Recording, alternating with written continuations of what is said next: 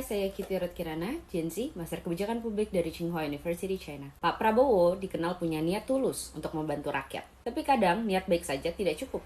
Karena yang menentukan masa depan bangsa bukanlah janji besar, melainkan eksekusi nyata. Teman yang baik berani mengkritik, dan musuh yang jahat doyan menjilat. Terus terang, titik lemah Pak Prabowo dalam konteks Indonesia yang maha luas ini adalah eksekusi. Sebutlah 2 proyek penuh harapan dan biayanya triliunan, lemah sekali di eksekusinya. Food estate dan MBG yang penuh masalah. Itu sebabnya publik wajar curiga. Apakah program papan tulis pintar atau smart TV atau interaktif flat panel untuk 288.000 sekolah bisa bernasib sama?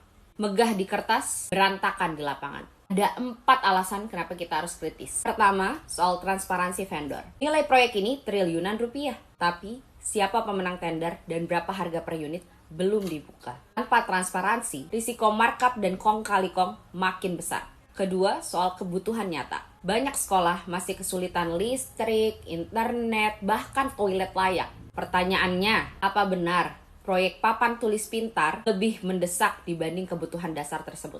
Dan yang bikin malu, sekolah internasional atau SPK yang sudah jelas kaya raya malah duluan kebagian smart TV. Ironisnya, mereka ramai-ramai menolak, bahkan mengembalikan TV itu. Barulah setelah heboh, Kemendikbudrismen bilang bahwa SPK tidak masuk daftar penerima. Bukti nyata bahwa asesmen kebutuhan program ini tidak matang. 3. Soal kapasitas penggunaan. Tanpa pelatihan guru dan infrastruktur yang mendukung, perangkat ini hanya akan jadi pajangan yang sangat mahal. Pemerintah memang janji akan mengadakan pelatihan, tapi detailnya masih kabur. 4. Soal evaluasi. APBN keluar, hasilnya harus bisa diukur. Buktikan dengan data valid bahwa meningkatkan kecerdasan siswa Indonesia. Sayangnya, tes PISA selanjutnya akan dilaksanakan di sekitar tahun 2029. Jadi, sudah keburu pemilu. Oleh karena itu, cukup kita lihat hasilnya per 6 bulan, per 1 tahun, per 3 tahun setelah program berjalan. Harus dilakukan evaluasi oleh lembaga independen yang kredibel. Salah satunya PKB Mercy Smart yang digawangi anak-anak muda non-partai, lulusan UI, ITB, dan PTN lainnya, dan juga lulusan luar negeri. Jadi kalau terbukti tidak ada peningkatan kecerdasan signifikan siswa Indonesia, terutama di daerah 3T, maka pejabat pembuat keputusan, menteri, dan dirjen harus berani mundur. Apalagi bila terbukti korupsi.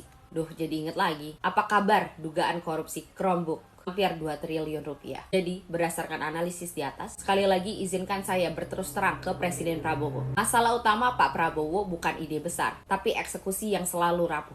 Dan selama hanya dikelilingi oleh pembisik dan penjilat, proyek sebesar apapun akan berakhir gagal. Indonesia butuh eksekutor muda yang berprestasi, bukan sekedar penggembira di lingkaran kekuasaan.